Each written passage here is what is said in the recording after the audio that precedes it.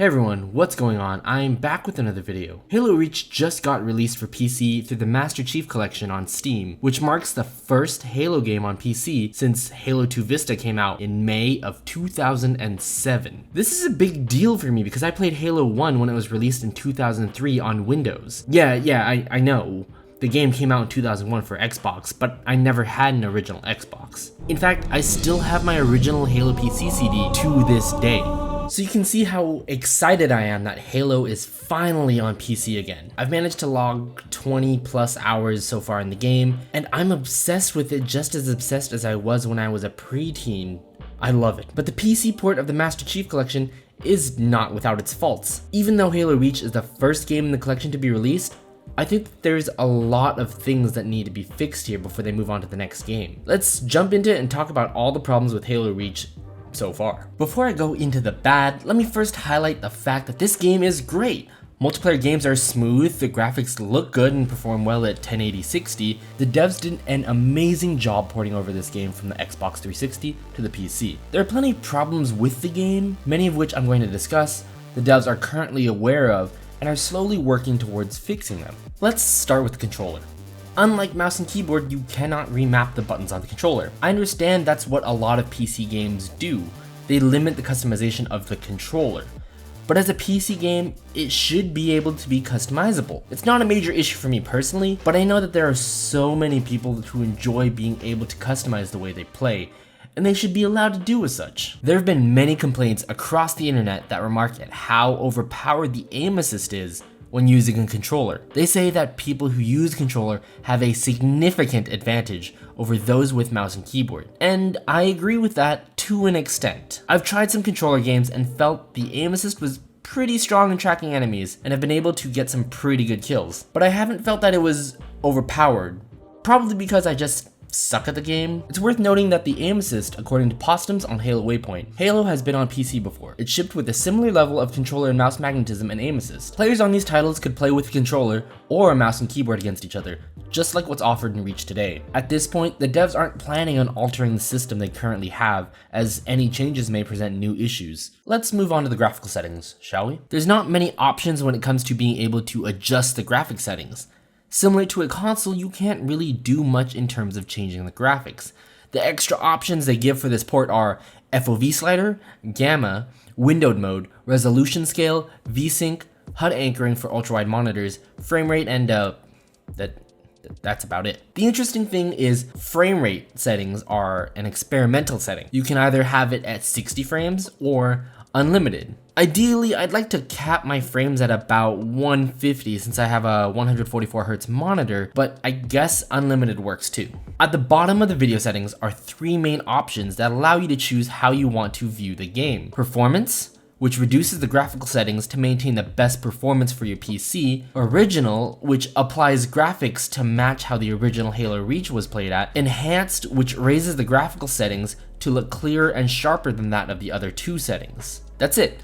Outside of the previous settings I mentioned, there's not much else you can do to change the graphics. For someone who isn't as interested in graphical settings, this might work for some people. Having only three options of low, medium, high, whereas most games on PC have a very low, medium, high, ultra settings, and individual changeable settings, feels like it was a simple port from Xbox. Let's take a listen to some gameplay and think about what you hear here.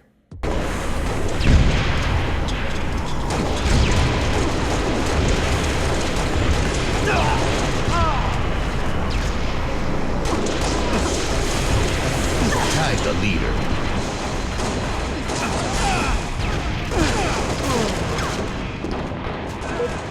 No, your ears don't deceive you. This is actually how the game sounds.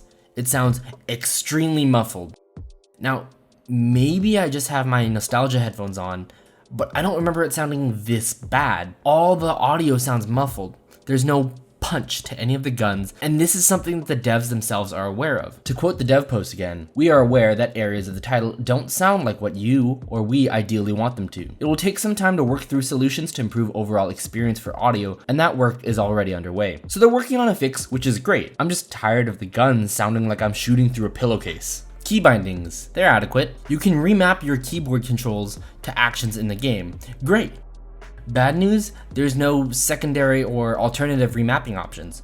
For me, I like having my crouch button as left control as well as my thumb mouse button. But here I have to choose which one I want to set as crouch, only being given one option. And crouch doesn't work most of the time, but we'll talk about that in a moment. Most keybinds you can set, however you cannot remap the communication buttons. Push to talk for voice chat is permanently set to V, which is an issue because some people use V as their melee button. And the chat button, you'd think it would be set to T? Nah, J, which is the most counterintuitive thing I've seen. Most, if not all, PC games use T or Y as their text chat button. But this game, nah, let's just set it to J. Completely not out of the way. As for the crouching issue I previously mentioned, you can't move and crouch at the same time. You have to literally stop, then crouch. This, again, is something that carried over from the console version. In the Xbox version, you can use the stick, and as you tilt the stick, you move faster. But the game will not allow you to crouch if you are at the maximum speed. You have to walk in order to crouch, which means only tilting the stick slightly as compared to pushing it all the way to the edge. Considering that keyboards are not analog and cannot recognize different pressure and sensitivity levels, means you're only given one movement speed. The same movement speed as if you were tilting the stick on a controller all the way to the edge. This is an issue when you're in-game shooting at opponents and trying to duck under cover. The pacing of the game is abruptly stopped when you have to crouch, instead of like most modern shooters allowing you to run and crouch. Now, I'm not suggesting adding a sliding mechanic like Apex Legends where you run then crouch into a slide, but rather just fix the crouch ability and let us move then crouch. Or in the worst case, just throw in a walk button, I guess. That might work, but please preferably fix the crouching. Now let's move on to the biggest issues of the game, multiplayer. For some reason, many, if not all of the matches start with the DMR. This causes everyone to sit back and snipe each other from afar. As an old school shooter where you start with weaker weapons and run and pick up more powerful weapons, starting with a powerful weapon negates any need to actually do anything in the game besides sitting back and sniping. I've never felt the need to run for a sniper rifle if I'm already starting with pretty much a sniper rifle that works for any situation. Just give us different starting guns, please. In one of the few examples of the devs not directly translating everything from the original game comes the progression system. Gone is the acquire credits over constantly playing to purchase new armor of your choice mentality. Here and now are the ways of the season pass. Back in the day, if you wanted a certain piece of armor, you could grind credits that you'd spend on a particular piece of armor to help outfit your Spartan to your preferred style. In today's Halo Reach, let's do it with the season pass. Grind levels to unlock 1 or 2 pieces of armor each level. Got a piece of armor that you really want to unlock? Too bad, you'll have to grind every single level before that. Level up 1 level and get 1 season point, which you have to manually spend yourself to unlock the choice of a single item in that level? Wonderful, isn't it? Why not just when we level automatically unlock it for us? Why add an extra step? Oh, and did I mention that you can only gain experience from multiplayer and firefight matches? You can't get experience from custom games, which is fine, but you also can't get it from campaign missions.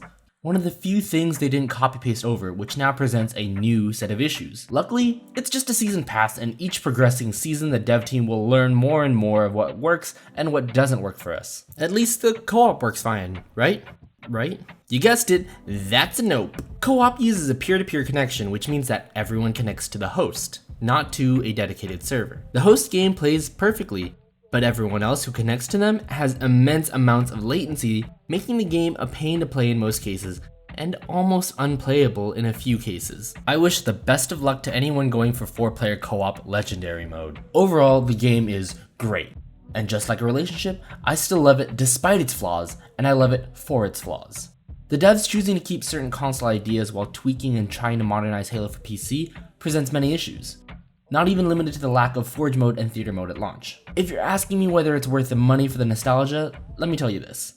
There's only one game from the Master Chief Collection that's released so far, and it's great.